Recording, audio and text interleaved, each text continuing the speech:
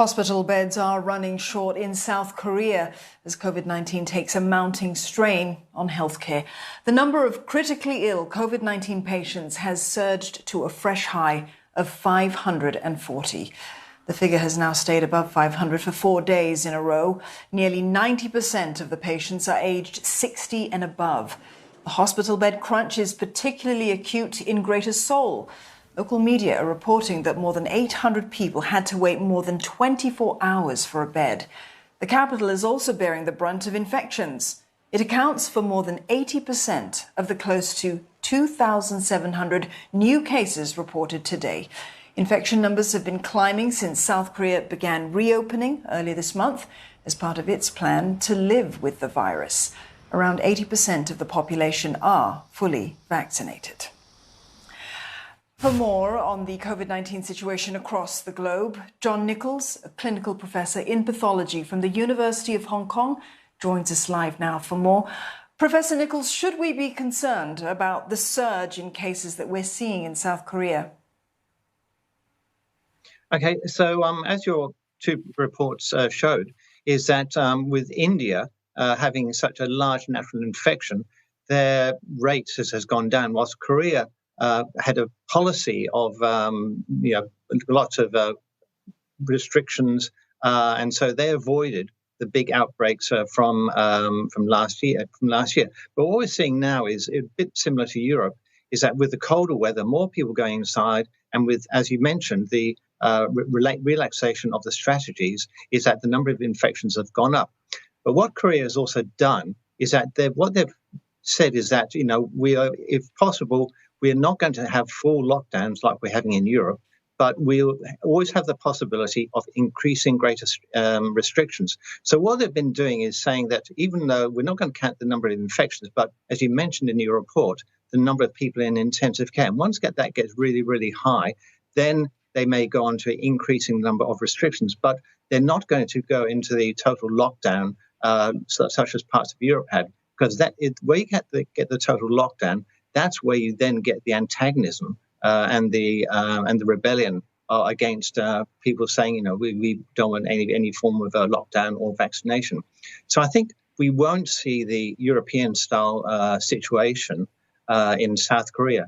Another reason is that there's been such a high compliance in Asia on people wearing masks, unlike, I think, parts of Europe. So, and also, Asia is a big area with both cold areas as well as warm areas. So in parts like Singapore and in Hong Kong, I don't think that we'll see what we're happening in Europe. But in Korea, they've got this policy, as I mentioned before, of monitoring the severe cases and, if necessary, bringing in more restrictions. But at this stage, not going into lockdowns.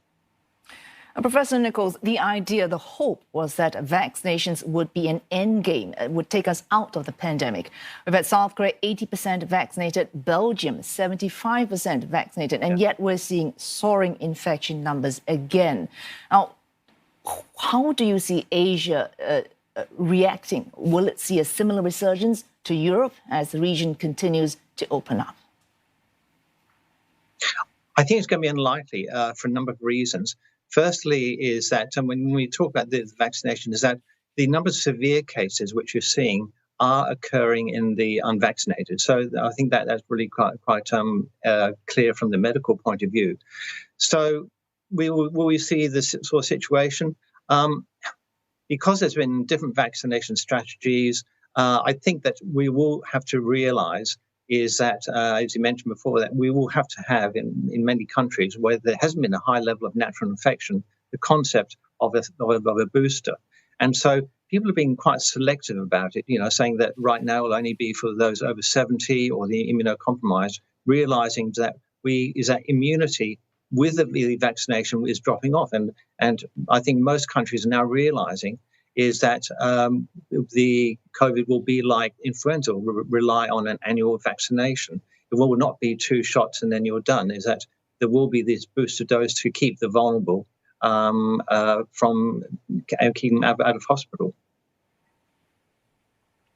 And do you feel, Professor Nicholls, that these booster vaccine doses are needed, that they're important? Because there are countries like India that say it isn't necessary.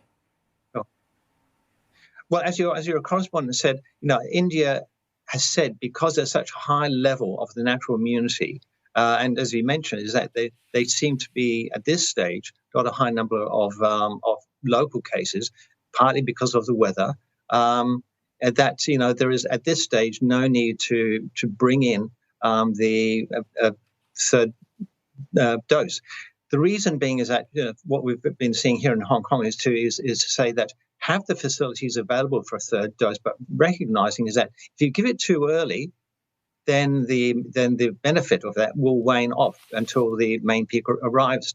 So I think most countries are now saying, let's hold off on this third booster, not do everybody right now, but wait until we will really need it, because we recognize is that the boosters will only last maybe for 6 or so months. So I think probably India is doing the right thing, recognizing is that resources are limited. And at this stage, because they don't have a high natural infection rate, there's not that much justification to be giving a booster dose when there's not a high rate in the community. Whilst in places where there's a cold environment, like in South Korea, they're saying, right, those who are immunocompromised, the healthcare workers, those over 70, you do need the booster because there's a high natural rate of infection, and you're going to be possible that you may get it. So I think you can't apply one country's situation to another because there's different demographics, different rates of vaccination, different geographies, different weather patterns. So it's I think there's no one size fits all. Thanks for that, John Nicholls, clinical professor in pathology at the University of Hong Kong.